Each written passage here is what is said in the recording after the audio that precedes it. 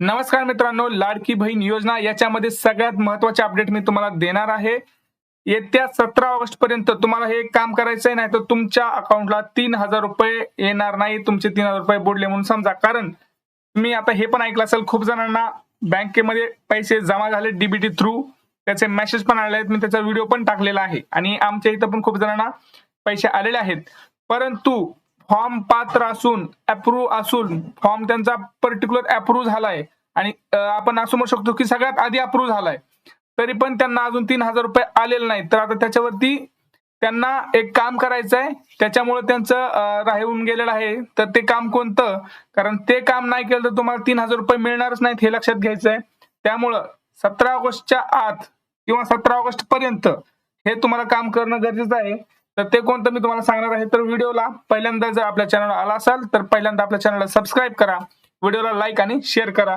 चला बघूया आपण नेमकं काय माहिती आहे आजची. हे बघा, तुम्हाला सगळ्यांना माहित असेलच की आपले जे काही हे आहे, लाडकी बहिणीची योजनेचा प्रक्रिया जी आहे, त्याच्यामुळे काय महिलांचं जे लाडकी बहीण योजनेचा अर्ज आहे, प्रक्रिया, त्याच्यामध्ये महिलांच्या बँक खात्यासंदर्भात महत्वाची माहिती समोर आलेली आहे. असं आपले जे काही मॅडम आहेत, आदिती तटकरे मॅडम यांनी काही आदेश दिलेले आहेत. ते आदेश तुम्हाला मी सांगणार आहे नेमकं त्या काय म्हणाले ह्याच्या बाबतीत, त्यांनी काय मोठी अपडेट दिली आहे. तर कोणी घाबरून जायचं काम नाही. बँक खात्यासंदर्भातची माहिती आहे, तुम्हाला लगेच तुम्हाला सांगतो.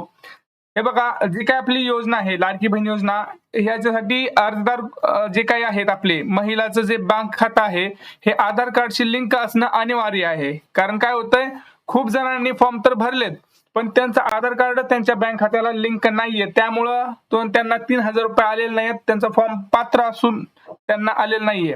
या अर्ज प्रक्रियेतून एक धक्कादायक ही माहिती समोर आली आहे. अर्ज केलेल्या अनेक महिलांची बँक खाती आधार कार्डशी लिंक नसल्यानं आढळून आलं. या संदर्भात ज्या काही आपले मंत्री आहेत त्यांनी ही माहिती दिली आहे. 13 ऑगस्ट रोजी सर्व विभागात जे काही आपले हे होते त्याच्यामध्ये ती प्रणालीमध्ये आढावा घेतला आणि त्यांनी काही निर्देश दिलेले आहेत, तेव्हा आपण बघूया.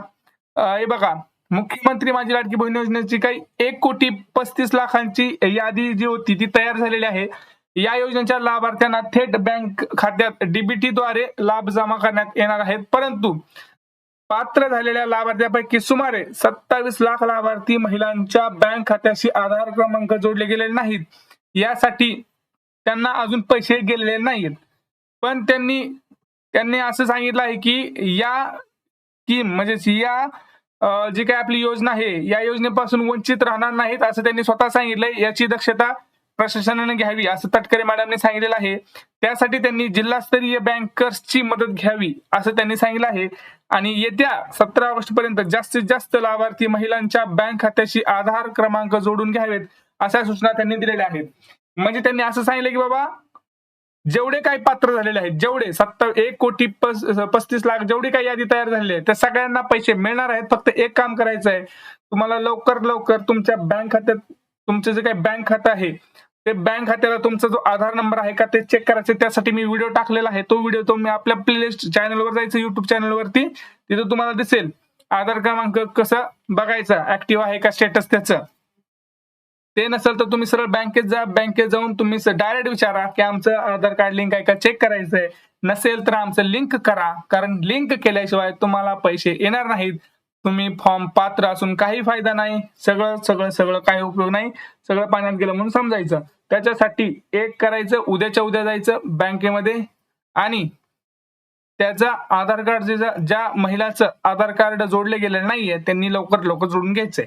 आता याच्यामध्ये काय तुम्हाला प्रॉब्लेम असतील, काही शंका आल्या असतील, तर आता त्याच्यामध्ये एक शंका होती, मी तुम्हाला सांगतो. कुणी फॉर्म भरलाय, फॉर्म भरताना माहिती दुसऱ्याच बँक खात्याची दिली आहे आणि त्यांचं जे बँक खातं आहे ते वेगळ्याच आधार कार्डला लिंक आहे. तर मग ते काय करायचं त्यांनी काय करायचं, जे काही फॉर्म मध्ये तुम्ही माहिती दिली त्या अकाउंटला तुम्ही जाऊन तुमचा आधार नंबर जोडून घ्यायचा आहे. काही प्रॉब्लेम होणार नाही, एकदम प्रॉब्लेम सॉल्व्ह होऊन जाईल. समजलं? आता अजून काय तुम्हाला प्रश्न असतील तर तुम्ही ते कमेंट सेक्शन मध्ये नक्की करा.